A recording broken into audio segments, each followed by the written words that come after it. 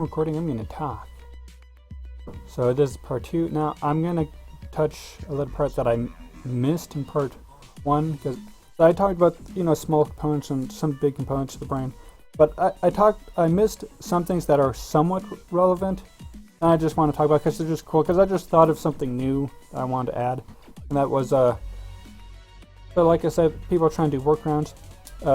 People making carbon nanotubes and graphite, 1 layer thick, 1 atom thick circuitry, which I don't look too high on for most, but I look forward to I want optical computers as instead of like working with electrons, so working with lights, which is more, it's faster, you got stuff moving around more. If I could see my fucking notes, that would be great, but no frickin' RAM. Okay, I am recording. So one thing is I want to see optical computers. I think those would be faster, and I think they would run cooler. I don't know if they would have to be the making of light, and if that would itself generate heat or take away heat, depending on the type of setup, and that in itself could changing heat or heat flowing in different areas would cause physical issues, kind of like they already do. But as for carbon nanotubes, the only thing I really see are strong power supply cables and whatnot, graphite. I guess maybe better printed circuit boards. I don't know. I don't really see too much of I don't really care for them too much yet. They haven't done anything. I don't think that could be better done than what could be done by something else, such as optical computers. Another thing is quantum computers. Now, quantum stuff can do 2 things. One thing is we do have quantum computers, and if we perfect them, well, my laptop is just as fast, almost, type of thing. It works differently in that it plays with electron spin and stuff, and it can hold more than just binary information, but it can also multitask like a boss, and being able to make multiple simulations, like what would be needed for finding the best path or finding the best neural network. It can do that no problem. Multitasking, high computational stuff, it's the best. I don't actually snap. I can't snap. Do you hear this? This is not a snap. I can't snap. Ow. But yeah, that's one thing quantum computers can do. Now the other thing is not really quantum computer, but is quantum entanglement. That's where you got 2 subatomic particles, you put them really close together, and then they become connected somehow. And that means you can take them apart, and if you mess with one, you mess with the other. Such as, if you have an electron spinning it one way, the other electron spinning the other way, and if you look at this and it changes, then this changes, and you know that. And I think if you look at them, evaluate them, it changes the properties, so you can actually look at them and use them in that sense. So that's what I was worried about. But I looked up a video, and I couldn't find the link. But we have been able to do teleportation somewhat. So what that is, you got these 2 things, and you take one of them, and you hit it like with a beam of light, and what it does is it takes the property of that light and absorb it, and somehow it gets itself destroyed in the process or something, energy or whatnot. But the other one gains the property of the light that hit the thing, and then it becomes the light, so it destroys, this becomes light, and that's like instantaneous. And so that could be used for interstellar communication, as well as interstellar communication, and I think, and another thing is teleportation, like of people, because it can the properties of all the subatomic particles of us, but that's a long ways away, if at all. And then you could generate instantly print out a thing of food, and that goes against the laws of thermodynamics, or at least it originally did, until quantum physics came around and said fuck that shit. But the one thing I look forward to is if it can teleport light, then that might be really useful for optical computers. The other thing I thought of is like when I think of communication, I'm used to what, Ethernet, send the stuff really fast. But when I was waiting for my stuff to load, it loads different parts, YouTube, whatever, I figured that it wouldn't work the same, because you could instantly just take a set of data, boom, there it is. So, but, it has to, like, say, make a copy of the information and then send that copy and instantly teleport it into like a bank on my computer stuff. But that would be like the web page all in one go is instantly loaded into or communicated whatever into my computer. And because I don't think you would need, I don't know how you would make a call for things of it. It's all could be thought of, but I'm going to stop talking now about that. Okay, to question 2. So, do I think these AIs could try and rule us? I don't think so. I think it's misperception, or because we don't understand the system, and because I think we're making a connection that isn't the best. Now, I talk about both AI, both philosophically, and I talk about the AI I know, because that's the only one I know, the project I'm working on. And I talk about intelligence, what is intelligence, and one of the things I bring up is basically subjectivity, or a subjective theory, or like the idea of place and identity. That's like I cite a landscape by these people, these things down here in my face. I can't see my face, but I'm assuming my mouse is underneath my face. But so it talks about pretty much our upbringing defines who we are, and that's one of the most evident situation is how we view things. And I think this was a really good reflection of our upbringing to ourselves. Such as, when you think of nature, what do you think? I actually say you should stop, take a second, think, list out 3 things. So,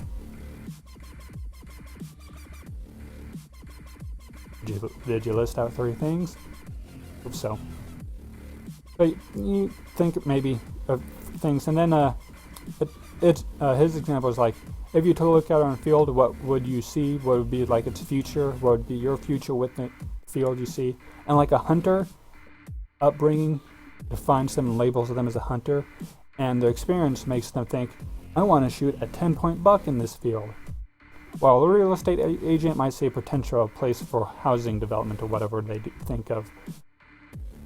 And for me, I think of pine trees and hills, because that's pretty much where I grew up. That was my nature, and that's what I like. I'm in Montana, and it's the weirdest thing.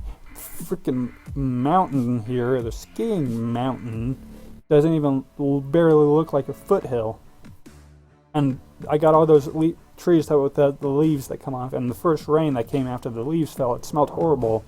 I'm a pine tree type of guy, so I did not like it. And that's me recognizing my biases and stuff. I'm like, I don't care, I like what I like. Yeah. What was I talking about? Subjectivity. This needs to be one word. Group. Basically, subjectivity is what I talk about people's experience, and people like Socrates did not like subjectivity, which was the main philosophy at the time. I like subjectivity, but I think because my understanding of subjectivity, or what is currently the subjectivity understanding we have now, is far greater than what the Greeks had. And subjectivity is basically what I think is subjective to change depending on my upbringing, my environment, my experiences. If people make bad arguments because they haven't learned something or whatever, or can't do something because they haven't learned it, or they haven't become aware that they're doing something wrong or something, what is type of thing, like they're trying, like being a hypocrite and they don't even know it type of thing. And I think that's something I talk about, focus on. Another thing is one example is if someone had my exact experience, my upbringing, made the same choices I made, they would have the exact same train of thought, like, kind of like in a different universe type of thing. And that's one of the cases that kind of says you can't really think why someone else would be, other than because their experiences make them who they are, that they wouldn't be.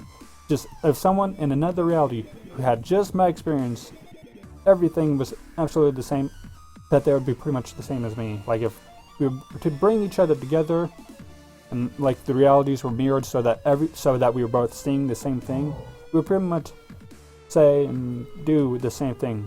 I don't know. The only thing that could change is the moment we start talking, whatever, the air molecules, the densities, the temperature, the whatever, may not make a perfect mirror reflection of patterns, and then you got the butterfly effect going on. So complicated. Okay, so one thing I talked about was people aren't aware of what they're doing. Like I think Jesus Christ said they know not what they're doing when he was on the cross, and what was his name, Jim or something from The Grapes of Wrath would say that just before he got his face smashed in. I talk about Henry David Thoreau's book Walden, where he says, man is like a snake thawing in this spring creek. The snake will not move to a warmer pool of water until threatened. And that's not exactly laziness, but I say, have you ever heard of the phrase, we aren't making a piano, or we'll work on it when we need to, or don't fix what ain't broke. Perhaps this is like evidence of how people are naturally lazy. I don't think so, because from my experience, this is how people behave. However, yeah, I'm still putting in a lot of work on doing this. So what's going on? You could elaborate more, and that would be like rhetorics and whatnot. It's like a whole bunch of philosophical stuff. So people sometimes say that say that a machine cannot value a human life, or they will find they would do the most logical decision, even if it means loss of life. They won't have emotions, whatever. And the thing is it the most logical? I said what not? Why not? I don't even know what I'm saying. I'm just going to assume I'm saying why not. I'm not even going to read it because I'm trying to get this video done. But I say, really? So, are you saying because we don't just kill people because it's logical, or because we aren't cold and cool and stone-hearted because we're incapable of being logical? Is that what is being implied? Type of thing? And then people like emotions, throwing other things, personal things, and I call it bullshit, is what I say. And did I say it around here? I don't even know why I say it. I think like I said, it was a bad connection, because I think what it is people making the connection between people who are cold and make calculated decisions and ignore others, don't have emotions, or don't value others, basically a cold dick. And I think this is what people think of when they think of something being logical, which a computer pretty much is, as far as we know. And so I think that's where they make the connection, where the computer is going to think whatever logical, such as exterminating the human race, or thinking, I know what's better for you. And, you got all of iRobot. Or, I think I say, counting the bodies like sheep to the rhythm of the war drums, which is a music video. Which the song can be applied to any type of situation, but there was one animated one that just applies it to George Bush encouraging the kids to support the war in Afghanistan, whatever. But maybe they will be so smart that they can allow themselves to be so calculated and stuff. Oh, and for some reason, up until this point, I was pressing tab and typing tab. I don't know how or why I was doing it, but that's something I was doing, and I just noticed that this part. And then I say this a lot, I repeat Socrates a lot, but like I said, the only thing I know for sure is that I don't know anything. So that's kind of like why it's all subjective and why not. But when people make arguments of emotion, awareness, and whatnot of all, and think fair, it's all fair for them to throw in these things, but I'm going to attack the arguments type of thing. And I think we need to investigate these different things. Now, this investigation of emotion awareness, I call it rhetorical subjective theory. It's just a random name I kind of gave it from different words I like. And it's something I called it, and that's just what I'm calling my focus on my AI project. Such as, how do we make choices? How do we have emotions? How do influences work? How do we learn and experience things? And how do we have perception of reality, of self-awareness? What is that? And I think these are questions that I'm asking myself as for my AI concept, as well as what we need to ask when making these type of programs, type of thing. And I figured out a lot. Was that I've yet to perfect my logic formatting type of thing. One of the three working together subjects, along with the decision format, and how one of the things I have is that in order for us to like make choices and stuff, we have a systems of values and priorities, and of course it's like for every goal we think of, we've got priorities, and for everything related to it that has values. The issue is values and priorities, their calculation of what they are is dependent on the fucking other. And so it's like this, I haven't actually perfected it, but I don't think it can be perfected, and I kind of explain why, because there seems to be evidence that this is the case with us as people. Now I'm still trying to perfect this AI. I don't even understand it yet. I'm working on it, and so I'll show you. This makes no sense to you whatsoever, but it's basically a bunch of pixels, and all it is going to be an object that lives on a reality of a few pixels, and it looks down and it can move horizontally. And I designed it like that because first thing I was thinking about was how could I be a line following robot and just be able to see these 3 pixels and to be able to be the fastest vehicle that drives on a line following robot. When I thought about it, it's too damn simple that it would be hard to actually have a perception of what the reality was.